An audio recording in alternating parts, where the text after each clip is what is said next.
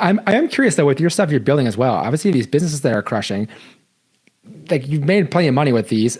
Where does the email list, the podcast, the book, the media side of it? How do you think about the time you spend on that? Because obviously that's the leverage you have. You knew that was going to be a big part of what you do spend time on. But like you don't have to create more podcasts. You don't have to do much of the newsletter. But you have just how you think about those assets. My media team is spending more time in my companies operationally than on my media. Like Colin is my head of media. He's a ex Gary Vee guy. He's one of the best growth marketers I know. He's spending a third of his time in Somewhere, a third of his time in RE Costseg, 10% of his time in Bolt Storage, and the last 20% managing, the team at the media business. I think I'm at a crossroads of like, hey, am I going to build a media empire or am I going to build a business empire? And while I don't want to stop doing the media because I'm super passionate about it and I want to reach as many people as possible with this message that I think is very important, I love building businesses. And it's way more lucrative to build businesses. True. Very true. Just look at always a good example. I think about founder of MailChimp. At one point in time, I think when the company, I don't know, it may have been when it sold or maybe a little bit before then, it was sold for billions of dollars. He had 1,000 Twitter followers. And people were like, wait, this is the guy who just sold this company? And then the guy who bought the Boston Celtics didn't have a Wikipedia page until the day he closed on the Boston. Right.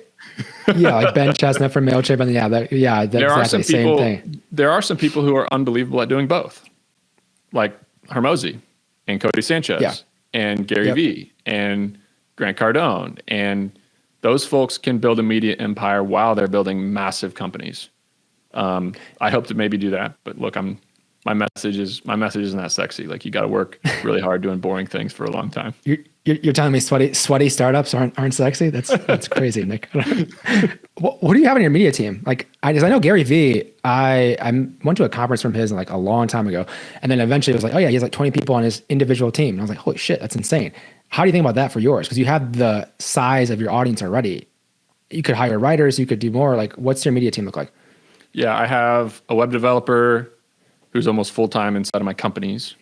I have a video audio editor.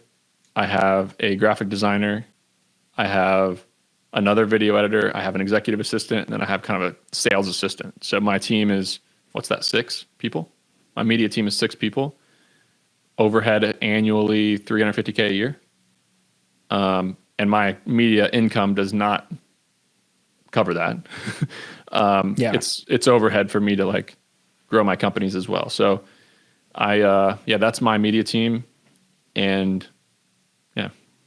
Do you think other business owners should do the same, or how should they think about it? Is that not should or shouldn't? It's case dependent, but in terms of other founders are listening to this episode, how should they think about that media side of it in terms of maybe putting assets towards it? I think there's 2 benefits. The one is the monetary benefit of being able to grow your companies.